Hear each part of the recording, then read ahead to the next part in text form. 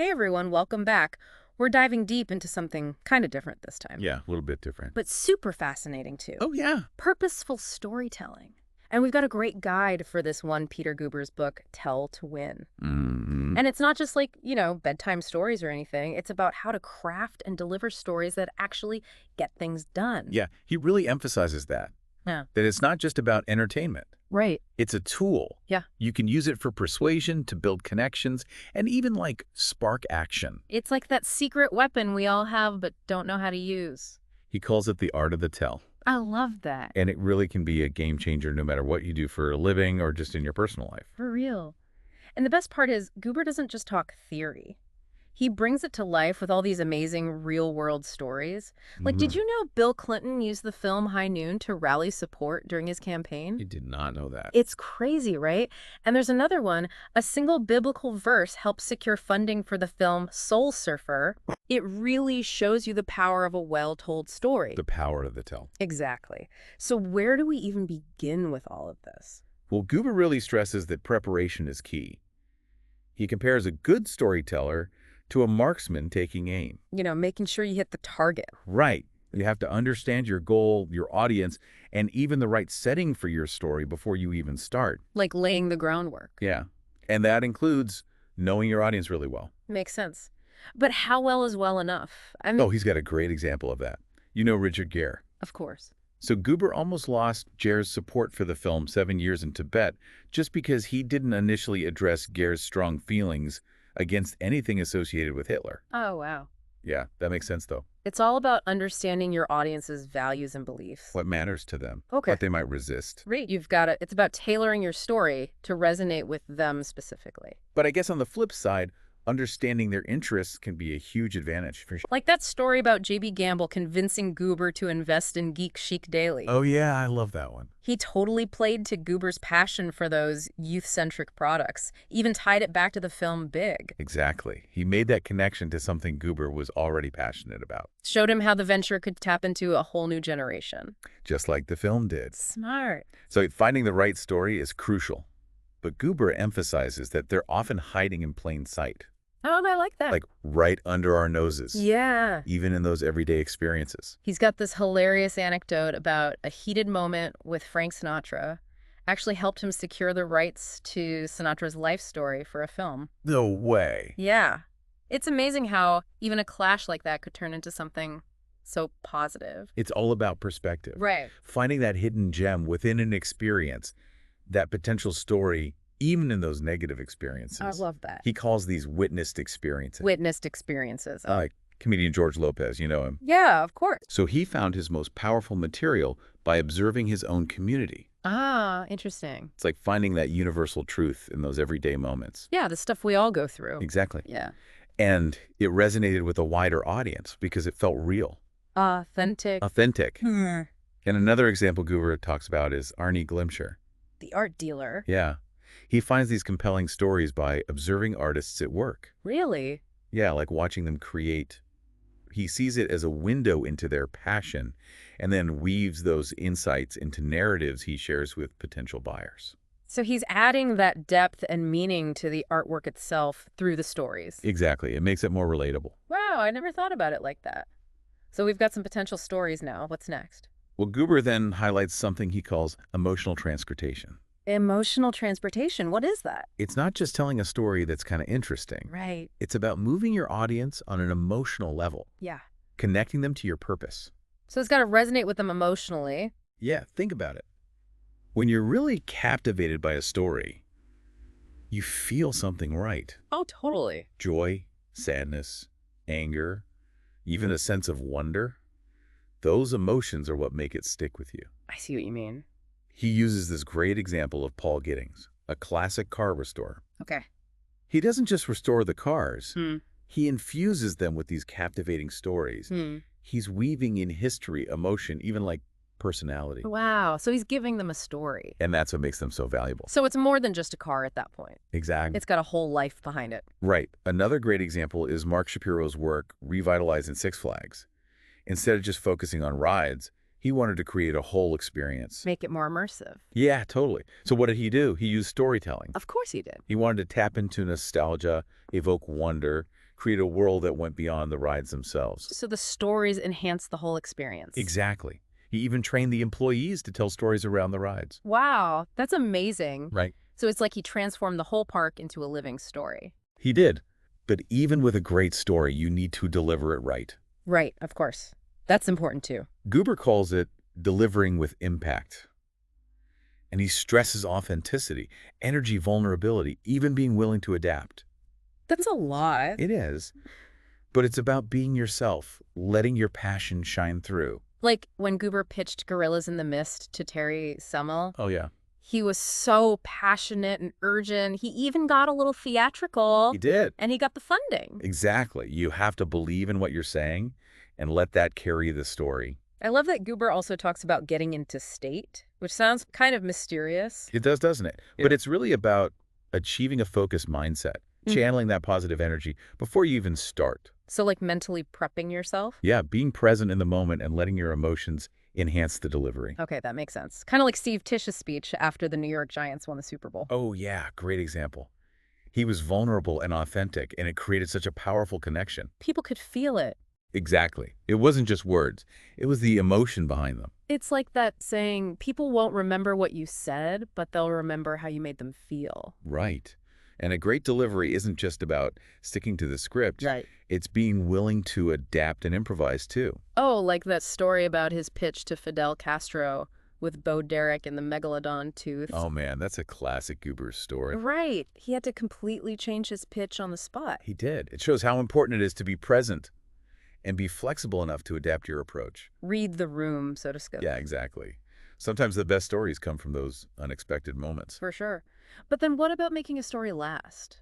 Guber calls it the never-ending story. Ah, yes. It's about creating a narrative that continues to evolve and spread, I like that. like his board of directors chart. Oh, yeah. What was that about again? It started as a simple way to track film projects, Okay. but it turned into this valuable resource and networking tool in Hollywood. How did that happen? Because of the stories people told about it, it took on a life of its own. Wow. That's incredible. So it's like a ripple effect. Exactly. And then there's the story of Barefoot Books. Okay. They empowered their sellers to tell the stories of their products. Interesting. It created this grassroots movement that expanded their reach in a really authentic way. So it's about letting others become part of the narrative. Yeah. Powerful stuff. But what about when a story faces challenges, setbacks? Guber talks about making a story endure through adversity. Right. He uses the example of the Boston Red Sox and the whole debate over replacing Fenway Park. Fenway. That's iconic. It is.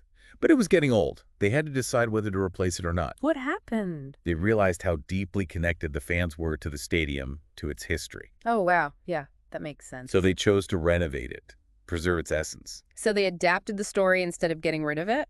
Exactly. It's about respecting legacy stories and finding ways to keep them relevant even as things change. That's a great point.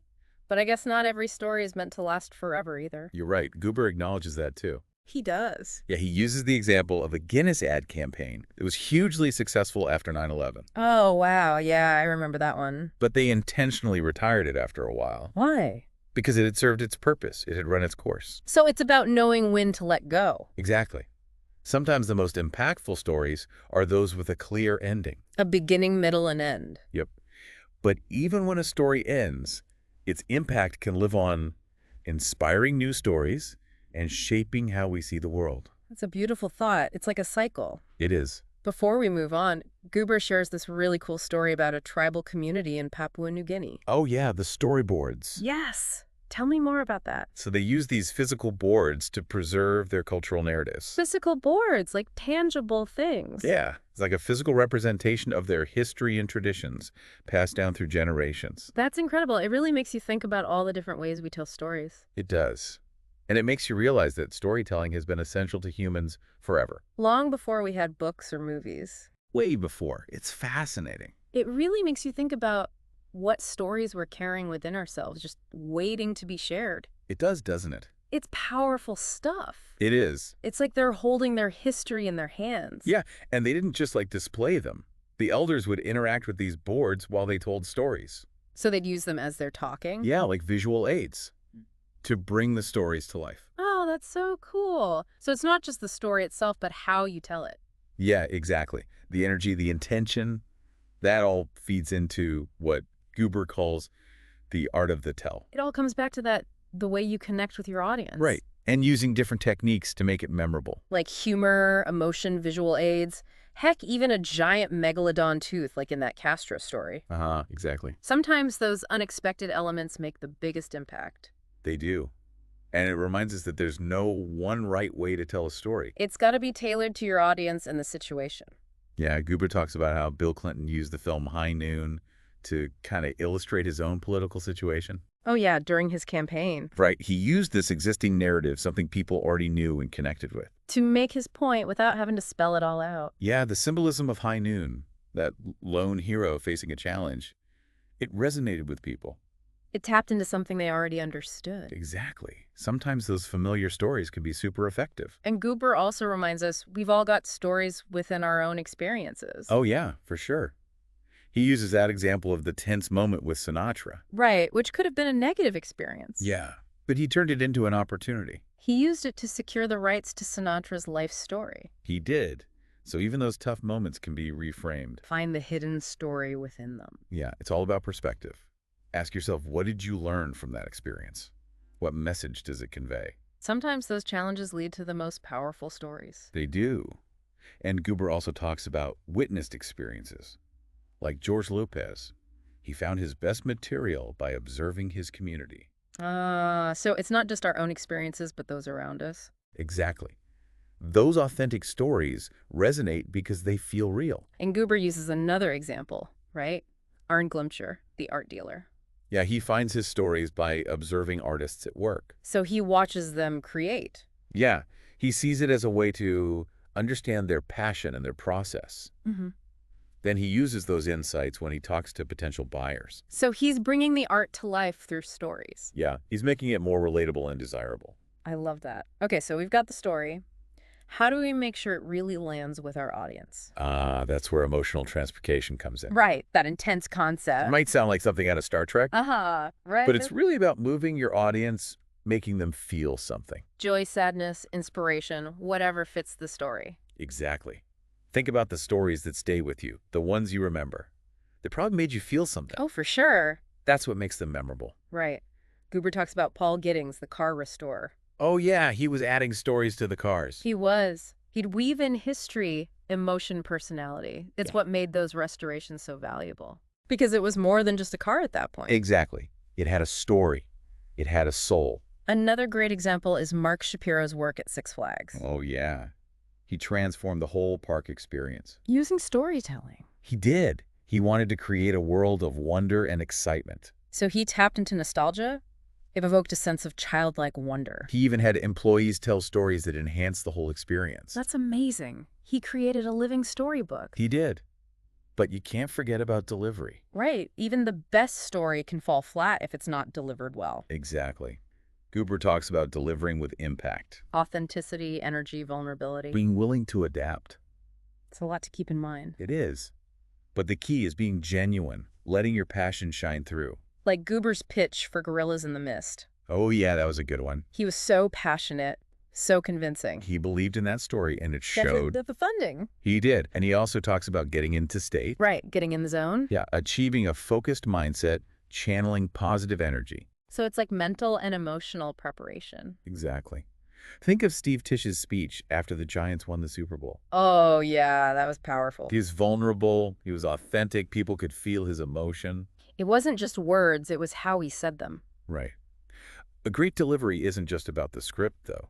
Oh, yeah, you have to be able to adapt. Like that story about Guber pitching to Fidel Castro. Remember? Oh, yeah, with Bo Derek and the megalodon tooth. He had to completely improvise a new story on the spot. That's crazy. It shows how important it is to be present, to be flexible. To think on your feet. Exactly. Sometimes the best stories come from those unexpected moments. And sometimes you gotta let go of control a bit. Oh, yeah. Let the audience become part of the story. Like Gupa talks about with the film L.A. Confidential. Right. It had multiple writers, different perspectives. So it was a collaborative effort. Yeah. And it made the story richer. And he also talks about active listening. Oh, yeah. That's crucial. Really listening to your audience, understanding their responses. Yeah, it's about creating a dialogue, not just a monologue. Make them feel heard. Like Tony Robbins, he's a master at that. Yeah, he connects with people even in huge crowds. He does. But what about making a story last? Guber talks about the never-ending story, Right, creating a narrative that keeps evolving and spreading. like his board of directors chart. Oh yeah, it became this valuable resource. Because of the stories people told about it. It took on a life of its own. And then there's barefoot books. Yeah, they let their sellers tell the stories of their products. So it was a decentralized approach. Exactly. Yeah. And it really expanded their reach So it's about letting others become part of the narrative. and empowering them to share it. Powerful stuff. Right. But what about when a story faces challenges? Setbacks. Guber talks about making a story endure through adversity. We use the example of Fenway Park. Yeah, that iconic stadium. It's more than just a baseball field, it's a landmark. Exactly. And they decided to renovate it instead of tearing it down. Because of the history, the emotional connection people had to it. They recognized that some stories are too valuable to just discard. So they adapted the story for a new era. Yeah, it's about respecting legacy stories and finding ways to keep them relevant. But not every story is meant to last forever, right? You're right. Guber uses the example of that Guinness campaign after 9/11. Oh, yeah, I remember that one. It was incredibly successful, but they retired it after a while. Because it had served its purpose. Exactly. Sometimes the most impactful stories have a clear beginning, middle, and end. But even when they end, their impact can continue. Inspiring new stories shaping how we see the world. It's a cycle of creation and inspiration. It is. Guber leaves us with a question. What does the future of storytelling hold? Ooh, good question. Especially with all the new technology. Yeah, he believes we need to embrace those new technologies, find innovative ways to engage our audiences. So push the boundaries experiment with new formats. Yeah, make stories even more immersive and interactive. Like virtual reality, augmented reality. Exactly. Imagine stepping inside a story, experiencing it firsthand. That's amazing. But do we risk losing that human connection? Guber addresses that. He thinks technology should enhance, not replace the human element. Because at its core, storytelling is about connecting with each other. Sharing experiences, finding meaning. So it's finding that balance between the tech and the human touch. Yeah, using technology to make stories more accessible and engaging, but never losing sight of that core connection. It's exciting to think about all the possibilities. It is, but it's not just about technology. Oh, right. What else? It's about reclaiming our own voices, our own stories. Guber talks about diversity and inclusion. Making sure everyone's story is heard. Yeah, creating a tapestry of narratives that reflects the human experience. Because everyone has a story to tell. And those stories deserve to be celebrated. Guber believes that diversity in storytelling can help us create a more empathetic and understanding world. A world where everyone feels seen and heard. That's a powerful vision, and it speaks to the power of storytelling. Its ability to connect, to inspire, to create change. The future of storytelling is in our hands. It's up to us to shape the narratives that will define our world. So what story will you tell? It's a lot to think about, all these possibilities. But before we go full-on sci-fi storyteller, are there any specific techniques we can use, like, right now to make our stories better? You mean like frameworks or structures? Yeah, something practical to help us craft those compelling stories. Guber talks about the classic three-act structure. Beginning, middle, end. Oh, yeah, I've heard of that. But isn't that more for, like, plays and movies? It is, but it can apply to any story, really. Okay, how so? Well, think of it as a journey act. One sets the stage. You introduce your characters, the conflict, the challenge. Act 2 is where things heat up. The stakes get higher, there are obstacles, setbacks. Kicking good. Right. And then Act 3 is the climax. The conflict is resolved, and the audience gets that sense of closure. So it's like creating that satisfying arc, taking the audience on a ride. Exactly. And you can use this for anything, really. Personal stories, work presentations. So even if I'm just telling a story about a tough project at work? Totally. Yeah. Act 1 could be setting the scene. The project goals, the initial excitement. Okay, I'm with you. Act 2, all those obstacles, the moments of doubt. Yeah. And Act 3, how you overcame those challenges, what you learned, the ultimate success. Makes sense. But does every story have to fit into this structure? Not necessarily. Yeah. It's more of a guideline, a framework. Right, some stories might be more complex, more ambiguous. Exactly. But even then, it's helpful to think about the overall arc of your story. how you're guiding the listener. So it's about being intentional with your storytelling. Yep, even if you're not following a strict formula. Are there any other techniques besides the three-act thing? Guber emphasizes using sensory details, Yeah. using vivid language that appeals to the senses. Like painting a picture with words. Exactly. Instead of just saying it was hot, you could say the sun beat down, relentlessly scorching my skin. I could feel that. So you're bringing the audience into the moment. That's powerful. He also talks about dialogue. Oh, yeah. Dialogue can be so engaging. It reveals character, advances the plot. It draws the audience in. It's like we're right there in the conversation. Right. And don't forget about pacing. Pacing. The rhythm of your story. Yeah. The way you structure your sentences. Using pauses, cliffhangers. To keep people hooked. Exactly. It's like a good thriller. You want to keep the audience guessing, wanting more. But with all these techniques, what's the most important thing to remember? Authenticity, being yourself, sharing your experiences in your own voice. So not trying to be someone I'm not. Exactly. Audiences can tell when you're not being genuine. When you're passionate about your story, it shows. And people connect with that. You do. Yeah. And when you're vulnerable, it gives others permission to be vulnerable too. It creates a space for connection. Exactly. So to wrap up all this, storytelling is a powerful tool. We've seen that for sure. It connects us, persuades us, inspires us, whether it's for work, for personal life, for making a difference in the world. Knowing how to tell a good story can help us achieve our goals. And create those meaningful connections with others. So go out there, find your voice. Share your story. Be authentic, be engaging, and most importantly, have fun with it. Thanks for joining us on this deep dive into purposeful storytelling. It's been a blast. It has. Until next time.